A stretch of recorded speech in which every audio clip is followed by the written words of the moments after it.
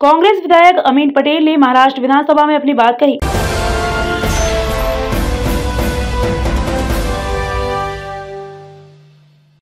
कांग्रेस के मुंबा देवी विधानसभा के विधायक अमीन पटेल ने महाराष्ट्र विधानसभा में सरकार के कार्यों का समीक्षा करते हुए यह कहा कि वर्तमान सरकार ने बेरोजगारों, किसानों और कलाकारों का ध्यान नहीं दिया है। देखिए ये रिपोर्ट।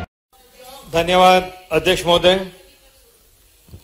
कल महामहिम राज्यपाल श्री रमेश भाई साहब गवर्नर ने जो दोनों हाउस के सदस्यों को मार्गदर्शन किया, भाषण किया, उसके ऊपर मैं अपना मत मानने के लिए खड़ा हूं। अध्यक्ष महोदय, बड़ी उम्मीद थी कि इस भाषण में, इस एड्रेस में हमको बहुत सारी चीजें महाराष्ट्र के हित के लिए मिलेगी। अध्यक्ष महोदय, बहुत गौर से भाषण सुनने के बाद में और देखने के बाद में बहुत सारी चीजें सरकार के तरफ से और महामहिम राज्यपाल के तरफ से इस भाषण में देखने को नहीं मिली। अध्यक्ष महोदय, मुंबई शहर के अंदर खास करके जो मिल मजदूर है उनके बारे में कोई भी एक शब्द भी इस भाषण में नहीं कहा गया है कि उनके जो प्रश्न है वो किस तरह से छोड़े जाएंगे, उनका घर का जो मसला है उसको किस तरह से खत्म किया जाएगा। अध्यक्ष महोदय, जो शेतकरी है, खास करके जो कांदे का शेतकरी है, उसको सहूलत देने के लिए, उसकी मदद करने के लिए एक बात भी नहीं रखी गई है। अध्यक्ष महोदय, जो सीनियर आर्टिस्ट, कलाकार, कवि, शायर, जर्नलिस्ट है, उनको राहत देने के लिए इसके अंदर कोई भी बात नहीं है। अध्यक्ष महोदय, जो ओल्ड पेंशन स्कीम है उसके ऊपर, इस मुद्दे के ऊपर इसके अंदर कोई बात नहीं है। अध्यक्ष महोदय, जो स्पेशली एबल लोग हैं, जो अपाहिज लोग हैं, जो हैंडीकैप लोग हैं, उनके लिए इस भाषण में कोई बात नहीं रखी गई है। अध्यक्ष महोदय, जो बेरोजगार युवा है, जो डिग्री लेके सड़कों पर घूम रहा है, जिसको काम नहीं मिल रहा है, जिसको नौकरी नहीं मिल रही है, उसके बारे में और उसके भत्ते के बारे में कोई बात इस भाषण में दिखाई नहीं दे रही है। अध्यक्ष महोदय, छत्रपति शिवाजी महाराज का जो स्मारक अरबी समुद्र बनने वाला है वो कब पूरा होगा, उसका कब उद्घाटन होगा, उसका क्या पोजीशन है, उसके बारे में कोई बात नहीं रखी गई है। अध्यक्ष महोदय, जो हिंदू मिल कंपाउंड में भारत रत्न बाबा साहेब अम्बेडकर जी के स्मारक के बारे में कोई बात नहीं रखी गई है। अध्यक्ष महोदय, मुंबई इस देश की आर्थिक राजधानी है और मुंबई के जो मूल दक्षिण मुंबई है उसके अंदर जो पुरानी जूनी जर्जर इमारतें हैं, जो डिलेपेट बिल्डिंग है, उसको किस तरह से रीडेवलप किया जाएगा, उसके बारे में कोई चर्चा, कोई बात नहीं रखी गई है। अध्यक्ष महोदय, पूरे भाषण में अकलियतों के बारे में एक शब्द नहीं है। अध्यक्ष महोदय, अध्यक्ष महोदय, अकलियतों के फंड के बारे में एक नहीं है। अकलियतों के जो मुंबई हाई कोर्ट ने जो रिजर्वेशन दिया था 5% एजुकेशन के अंदर, उसके बारे में कोई बात नहीं रखी गई। अध्यक्ष महोदय, Maulana Azad financial development corporation और माइनॉरिटी कमीशन के बारे में कोई बात नहीं रखी गई है। अध्यक्ष महोदय, बहुत सारी समितियां बनी है जिसके अंदर Mahmoodur Rahman committee, Sachar committee, Ranganath Mishra committee, उसको लागू करने के लिए जो इस गवर्नमेंट ने टिस को अपॉइंट किया था, Tata institute of social studies को, उसके बारे में कोई बात नहीं रखी गई है। अध्यक्ष महोदय, बहुत सारी उम्मीदें थी मगर इस भाषण के अंदर हमको उस चीज से निराशा हुई है कि जो मुंबई के लिए, महाराष्ट्र के लिए जो हित की जो बात थी उसका कहीं दिखाई नहीं दे रहा है। अध्यक्ष महोदय, दो मुद्दे, ऐसा तो ये बजट सेशन है, 1 महीने का सेशन है, बहुत मौके अलग अलग मुद्दे मांडने को मिलेंगे, मगर आज मैं, क्योंकि आज दूसरा दिन है और मुख्यमंत्री और उप मुख्यमंत्री का ध्यान आकर्षित करना चाहता हूं 2 मुद्दे के ऊपर। अध्यक्ष महोदय, हमारे जो पुलिस का है उसके लिए सहूलत के लिए, उनकी हाउसिंग के लिए, उनके हाउसिंग को, बिल्डिंग को रिपेयर करने के लिए, उनको रीडेवलप करने के लिए, उनको परमानेंट हाउसिंग देने के लिए इसके ऊपर कोई बात नहीं रखी गई।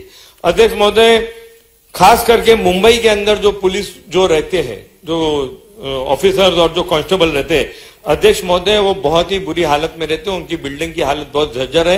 खास करके अगर मैं अपने मतदार संघ की बात करूं तो मांडवी क्वार्टर्स है, एमटी कंपाउंड है, नागपाड़ा है, डोंगरी पुलिस स्टेशन के क्वार्टर्स है, वहां पे हालत बहुत खराब है, कभी भी वहां पे हादसे होते रहते हैं। अध्यक्ष महोदय, सरकार ने एक अच्छा निर्णय लिया था पिछले दिनों में कि जो बीडीडी के अंदर जो पुलिस के लोग हैं जो रीडेवलपमेंट होने जा रहा है उनको 15 लाख रुपए के अंदर घर देने वाले। अध्यक्ष महोदय, मेरी आपके द्वारा सरकार से मांग है कि जो भी पुलिस कर्मचारी जिस घर में रहते हैं वो रीडेवलपमेंट होता है वहां पर, तो उनको कंस्ट्रक्शन कॉस्ट 15 लाख रुपया लेके उनको घर देना चाहिए। क्योंकि पिछले दिनों में जो मुंबई सेंट्रल बीआईटी के अंदर पुलिस पत्नी महिला संघ है, अध्यक्ष महोदय, सैकड़ों हमारी पुलिस कांस्टेबल की बीवियां उनके घर वाले हमारे पास आते हैं और इसी उम्मीद में आते हैं कि ये पॉलिसी गवर्नमेंट ने जल्द इंप्लीमेंट करना चाहिए और जो पुलिस के जो घर है उनको परमानेंट हाउसिंग मिलना चाहिए। अध्यक्ष महोदय, मुझको यकीन है, भरोसा है कि ये फैसला हो जाएगा, क्योंकि सिर्फ मेरी ही नहीं बल्कि कालिदास कोलंबकर जी भी यहाँ बैठे हुए और जहां जहां पुलिस क्वार्टर्स है, जिन मुंबई के अंदर, जिन आमदारों के अंदर, सबकी ये राय है कि पुलिस को अपना हक का घर, जिसकी 25 साल की सर्विस हो गई है, उनको उनका घर मिलना चाहिए। मगर अध्यक्ष महोदय, इसमें सबसे बड़ा प्रॉब्लम ये है कि ये फैसला 3 महीने बाद होगा, 2 महीने बाद होगा, 1 महीने बाद होगा, मगर हर महीने ये कांस्टेबल रिटायर हो रहे हैं और वो इस स्कीम से वंचित हो रहे। तो अध्यक्ष महोदय, जब तक ये पॉलिसी होती नहीं है, जब तक पुलिस कांस्टेबलों को उनका मालकी हक का घर दिया नहीं जाता है, जब तक जो भी आदमी रिटायर, जो भी कांस्टेबल, जो पुलिस ऑफिसर रिटायर हो जाएगा, वो ये स्कीम में लागू होगा, उनको ये स्कीम में घर मिलेगा। ऐसी मेरी आपके माध्यम से इस सरकार से मांग है और मुझको उम्मीद है कि महाराष्ट्र के मुख्यमंत्री देवेंद्र फडणवीस जी, पुलिस का ये जो निर्णय है, ये आने जो उत्तर जो आएगा उसके अंदर हमको इसका जवाब मिलेगा। अध्यक्ष महोदय, पुलिस के साथ साथ में जो हमारे एक मुंबई को चलाने में और मुंबई को ताकत देने में जो एक दूसरी फोर्स जो आती है, वो सफाई कामगार की। अध्यक्ष महोदय, मुंबई महानगर पालिका के अंदर तकरीबन 29,000 सफाई कामगार है। अध्यक्ष महोदय, बहुत ये इश्यू जो है बहुत बड़ा है कि जो लोग पूरे मुंबई को साफ सफाई करते हैं और उनकी जिंदगी, उनके पास घर नहीं और उनकी जिंदगी बहुत खराब है। अध्यक्ष महोदय, 29,000 लोगों में से सिर्फ जो 7,000 जो सफाई कामगार वो आज के क्वार्टर्स में रहते हैं। आश्रय योजना का भी ऐलान हुआ है और उसके अंदर कुछ 12,000 नए घर बनने वाले हैं। अध्यक्ष महोदय, आश्रय योजना इंप्लीमेंट करते वक्त हमारी एक ही मांग है। मैं सरकार को मुबारकबाद देता हूं कि उन्होंने पिछले दिनों में लाट पागे समिति है, उसका एक जीआर निकाला और उसको लागू करने का फैसला किया है, जिससे सफाई कामगार को पीटी केस के अंदर फायदा होगा। कई टाइम से हम लक्ष्य विधि के माध्यम से, प्रश्न के माध्यम से ये बात रखते थे कि जो पागे समिति है उसका इंप्लीमेंट होना चाहिए और आज होने जा रहा है।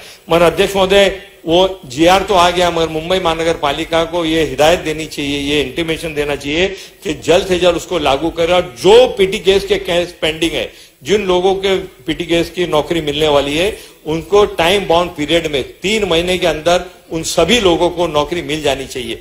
अध्यक्ष महोदय, जो मैं आश्रय योजना की बात कर रहा था, उसके अंदर 3 बड़े मुद्दे हैं। एक तो यह है कि जो उनको जो किराया दिया जा रहा है, भाड़ा दिया जा रहा है, वो बहुत कम है। तकरीबन 18 से 20,000, 22,000 रुपया उनका भाड़ा मिलने वाला है। अध्यक्ष महोदय, मुंबई शहर में और दक्षिण मुंबई में 18 और 20,000 में घर कहां से उन सफाई कामगार को मिलेगा? वो सफाई कामगार फिर कहीं दूर रहने जाएगा, उसको बहुत तकलीफ होगी। तो जो रेंट आश्रय योजना में दिया जा रहा है, उसको बढ़ा के 30,000 रुपया करना चाहिए, ये एक मेरी मांग है। दूसरा अध्यक्ष महोदय, ये एक मुंबई का ये एक धारा है कि हर साल अगर हम कोई किराए पे घर लेते हैं तो उसका भाड़ा हर साल बढ़ता है, 5%, 10% बढ़ता है। तो अगर आप उनका भाड़ा फ्रीज कर दोगे तो अगले महीने उसको अपनी तनख्वाह से पगार देनी पड़ेगी, तो उनको हर उसका इंक्रीमेंट होना चाहिए।